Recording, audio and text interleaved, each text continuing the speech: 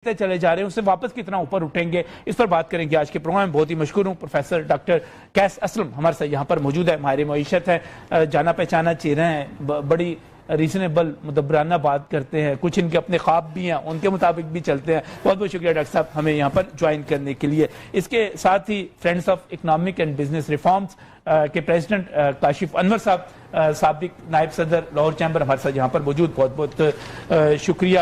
آپ اس بجٹ کو کس طرح دیکھتے ہیں؟ میری رائے سے انفلوئنس نہیں ہونا، آپ نے اپنی رائے یہاں پر دینی ہے۔ اور اشرف مہتاب صاحب سینئر صحافی ہیں، بزنس کو کامرس کو ڈیل کرتے ہوئے عمر گزر گئی، اس وقت لاہور کے جتنے اکنامک رپورٹرز ہیں ان کی ایسوسی ایشن کے پریزیڈنٹ ہیں، آپ بھی ہمارے ساتھ یہاں پر موجود، بہت بہت شکریہ۔ اشرف مہتاب صاحب ایک آپ سے کرتا ہوں، کاشف انور صاحب، کاشف صاحب آپ کو بجٹ کیسا لگ رہا ہے؟ جی میں تو ویسے دونوں بجٹوں کی تعریف کروں گا، دونوں ہی اور میں دونوں منسٹرز کو مبارکباد دوں گا، اور میں بذات خود میں satisfied with it. Yes, chamber of commerce اس وقت تمام تاجر تنظیمیں مخالفت کر رہی ہیں۔ میں friends of economic and business reforms کے پریزیڈنٹ کے بہاف پہ بجٹ کی تعریف کر رہا ہوں، as a former vice president کر رہا ہوں۔ Sitting president, sitting office bearers Lahore chamber کے اپنا بیان خود دیں گے۔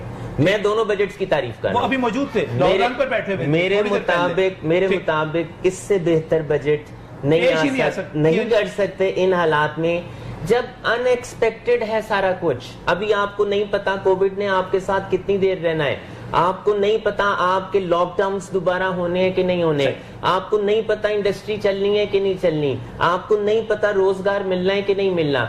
تو واٹ از بجٹ؟ بجٹ تو تخمینہ ہے نا کہ اگلے سال ہم انکم اتنی کمائیں گے، ہمارے ایکسپینڈیچرز اتنے ہوں گے۔ لیکن اشرف مہتاب صاحب نے پوائنٹ بڑا زبردست، ونڈرفل، بالکل ٹھیک کہتے ہیں، یہی کہیں گے، دیکھیں یہی کہیں گے جب 1000 میں بولوں گا اس کا، میں آپ کو اس کی دیتا ہوں، اس کی بیس دیتا ہوں۔ 5503 ارب روپے کا بجٹ تھا، آپ نے 5300 کیا، آپ نے 5300 کیا، 4800 کیا، 3900 کیا، ٹھیک ہو گیا جی۔ اور دیکھیں یہ جو آپ کا بجٹ کا جو ایسٹیمیٹ رکھا جاتا ہے نا، وہ ہمیشہ فالتو رکھا جاتا ہے۔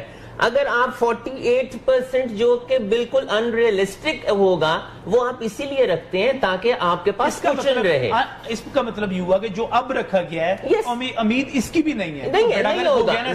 مجھے یہ بتائیں جب 1000 ارب، کاشف صاحب سوری میں ذرا بتانا چاہوں، اب جب 1000 ارب زیادہ اکٹھا کرنے کے لیے ان کی فیکٹریوں پہ پڑیں گے چھاپے، دکانوں پہ پڑیں گے چھاپے، گوداموں پہ پڑیں گے چھاپے، پھر یہ پریس کانفرنس کریں گے، پھر آئیں گے کہیں گے رکیں گے، مارے گے کا خریدے رہے۔ میں پھر یہ کہتا ہوں ٹیکس ہم سب کو دینا چاہیے۔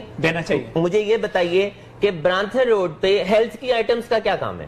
برانتھر روڈ پہ تو آپ کی فاسٹنرز کی گوڈز ملتی ہیں، کیا ہم نے بلیک، کیا گورنمنٹ نے کہا ہے کہ جتنی بھی ہیلتھ کی آئٹمز ہیں ان کو بلیک کر دو؟ آپ نے کہا میں نے تعریف زیادہ کر دی، بیچ میں تعریف رہ گئی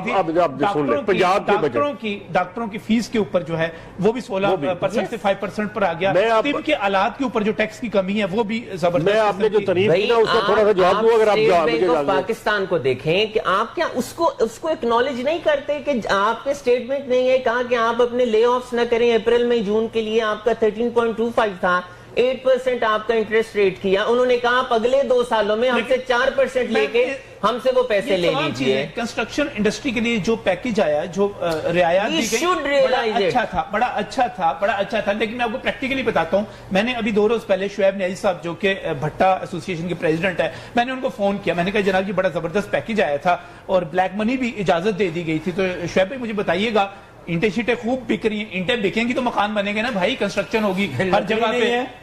ابھی تو آپ کی انڈسٹری نہیں چل رہی ہے، آپ دیکھیں آپ ان حالات میں کیسے پروگریس دیکھ سکتے ہیں؟ اسلم پروفیسر لانے کی بالکل، اگر آپ جو ہیں آپ وہ ٹیکس آپ پر لاگو تو پھر آپ کے بچوں کا نہیں ہوگا نا، مجھے ہر دفعہ آتا ہے اگلے سال نہیں واپس ہی نہیں کر، جولائی سے نہیں آئے گا، جولائی سے نہیں آئے گا جی، لیکن وہ واپس نہیں ہوتا، وداؤٹ ٹیکس تو بالکل واپس ہو جاتا ہے۔ دیکھیں اگر آپ یا تو ایڈوانس میں وہ آ جاتا ہے، اگر آپ کی اس کے اگینسٹ ایکسپینسز ہوں، آپ دیکھیں یا تو آپ ایڈوانس میں لے جائیں گے یا آپ ایڈجسٹ کروائیں گے، آپ ریفنڈ لے لیں۔ ایڈجسٹ میں اتنا پرابلم ہے، دیکھیں ہاں ہمیں یہ بات کرنی چاہیے صحیح کریں اس کے ریٹ کو۔ میں کیا کہتا ہوں، میں ود ہولڈنگ کے خلاف نہیں ہوں، میں ریٹ کے خلاف ہوں۔ آپ ڈاکومنٹیشن چاہتے ہیں، ان اسپائٹ آف، اب دیکھیں نا اب آپ کے جو فیڈرل بجٹ میں तमाम इंपोर्ट्स के ऊपर irrespective of that कि वो मैन्युफैक्चरर है या वो इंपोर्टर है, उसकी इंपोर्ट के ऊपर विद होल्डिंग टैक्स 5.5% से उन्होंने 2% कर दी है। मशीनरी की इंपोर्ट के ऊपर 5.5 से 1% कर दिया। वेरी गुड स्टेप, हम यही कहते हैं। लेकिन अच्छा, क्या डॉक्टर्स थोड़ी फीस कम कर देंगे इस पे? देखें, बिल्कुल डॉक्टर्स तो फीस कम नहीं करेंगे, लेकिन जिन डॉक्टर्स की फीस कम है उस पे सेल्स टैक्स नहीं लगेगा। आपके आईटी के जो आपकी जो एक्सपोर्ट होती है आईटी, आपके यहाँ पर आप एक डॉक्टर की फीस जो है वो 1000 रुपया है। अगर 1500 रुपए तक होगी तो उस पे आपका, अगर वो रजिस्टर्ड होगा पीआरए के साथ, तो उस पे सर्विसेज, उसकी सर्विस पे सेल्स टैक्स नहीं लगेगा। लेकिन अगर वो रजिस्टर्ड नहीं होगा तो फिर वो 10,000 भी लेता हो तो उससे कोई फर्क नहीं पड़ेगा। वो तो पीआरए की कमजोरी, ये पीआरए कोताही है ना, बाकी यहाँ पर। लेकिन जिसकी 1500 रुपए तक होगी, अगर 1500 से ज्यादा है तो फिर उस पे देना पड़ेगा। इसमें अभी तक जो एक्ट था, जो अभी तक आया हुआ है आज तक, जी वही मंजूर होना है, 1500 नहीं, मैं पिछले की बात कर रहा हूँ, उसमें 1500 रुपए था। हो सकता है कि आज जो बिल असेंबली में पेश हुआ है उसमें डॉक्टर की जो फीस है वो 1500 रुपए से बढ़ा दी गई हो, क्योंकि ये जो चेंजेस आए थे सेल्स टैक्स के, ये ड्यूरिंग द कोविड आए हैं सारे। ये मार्च से सारे नोटिफिकेशंस आ रहे हैं। तमाम उनको कानून बना दिया है, उनको बजट का हिस्सा बना दिया गया, बजट का हिस्सा बना के कानून बना दिया, पार्लियामेंट से अप्रूवल हो जाएगी और वो कानूनी तौर पर सारे के सामने। जितने भी नोटिफिकेशंस आए थे वो थे 30 जून तक। अब चूंकि कोविड चल रहा है और गवर्नमेंट आगे फैसिलिटी देना चाहती है, उन्होंने इसको बिल का हिस्सा बना के ये कानून बना देंगे ताकि वो पूरे अगले साल ये चलेगा। ये अब कोविड 3 महीने चलता है, 6 महीने चलता है, लेकिन जब बिल पास हो जाएगा तो ये जो सहूलत होगी वो पूरा 1 साल के लिए होगी। बिल्कुल शरारती कार्ड दूं तो क्या इज्जत है मेरी इस माशरे में, मुझे ये बताएं ना। देखें, मुझे 50,000 की शर्त को 1 लाख पे लेके गए हैं एंड कंज्यूमर को उसका बेनिफिट दिया गया है, और डायरेक्टली रिटेलर को इसका फायदा है क्योंकि रिटेलर को उसका अकाउंट नहीं रखना पड़ेगा। जो हमारे ताजिर रहनुमा ये कहते थे कि हम शनाख्ती कार्ड कैसे संभालें कॉपी, तो उन्हें 1 लाख रुपए तक तो कॉपी संभालने की जरूरत नहीं ना है। और एक अगर देखें, अगर आपने टैक्स को बढ़ाना है, टैक्स की बेस को बढ़ाना है, डॉक्यूमेंटेशन को बढ़ाना है, तो आपने कहीं से तो स्टार्ट करना है ना। आप 1 लाख रुपए, आप क्या चाहते हैं कि आपसे ये पूछा ही ना जाए कि आपने परचेज कहां से किया है, आपने सेल कहां से किया है, जो इस वक्त सबसे बड़ा मसला आ रहा है। तो फिक्स टैक्स इसलिए कह रहे हैं ना, वो रजिस्टर हो जाएंगे, फिक्स टैक्स हो जाएगा, रजिस्टर हो जाएंगे। इज अ प्रपोजल, लेकिन जिस तरह हम इस बात के खिलाफ हैं कि अभी फेडरल बजट जो आप एफबीआर है, उसने रिटेलर्स को एरिया के साथ सेल्स टैक्स में रजिस्टर किया है कि अगर आपकी 1000 स्क्वायर फुट की दुकान है तो आप सेल्स, हम इसके खिलाफ हैं। एरिया का सेल से कोई ताल्लुक नहीं है, तो फिर हम फिक्स्ड टैक्स का एरिया से, अगर हम सेल्स टैक्स में रजिस्टर नहीं करते, सेल का सेल से ताल्लुक है, सेल का आपकी इनकम से ताल्लुक है कि आप कमा कितने रहे हैं, फायदा होगा इसका सर। बिल्कुल। और ये देखें, और इस बजट में आपके विदहोल्डिंग टैक्स की लिमिट को 5 करोड़ से बढ़ा के 10 करोड़ कर दिया गया है। पहले आप 5 करोड़ पे विदहोल्डिंग एजेंट बन जाते थे, अब आप 10 करोड़ पे जाके विदहोल्डिंग एजेंट बन जाते। इन्हें ताजिर तंजीमें, देखें अभी बजट पास नहीं हुआ, ताजिर तंजीमें ये लिखे ना वहां पर एफबीआर को कि आपने जो मिनिमम टैक्स 1.5% किया है उसको 0.5% करें, जो कि वो भी हो चुका है।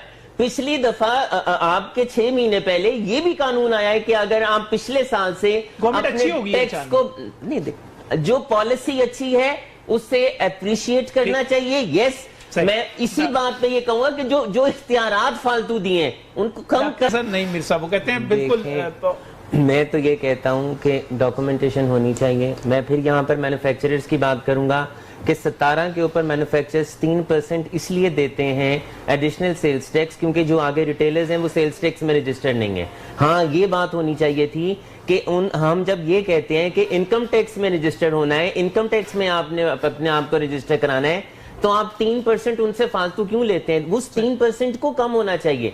अब जहां तक ये टैक्स की बात हो रही है, जो बुक कीपिंग करता है उसको ये पता होगा कि जो एक हेड में 50,000 रुपए का एक्सपेंस था उसकी हद को 50,000 से बढ़ाकर 2.5 लाख रुपया कर दिया गया है। आप एक एम्प्लॉय की तनख्वाह 15,000 रुपया नहीं दे सकते, कैश नहीं दे सकते थे, उस 15,000 की लिमिट को 25,000 कर दिया गया है। बिल्कुल 15 से 25,000 कर दिया गया है। आपका एक एक्सपेंस था, सिंगल एंट्री एक्सपेंस की 10,000 थी, वो आप अगर 10,000 से ज्यादा करेंगे तो थ्रू चेक करेंगे उसको 15,000 कर दिया गया है।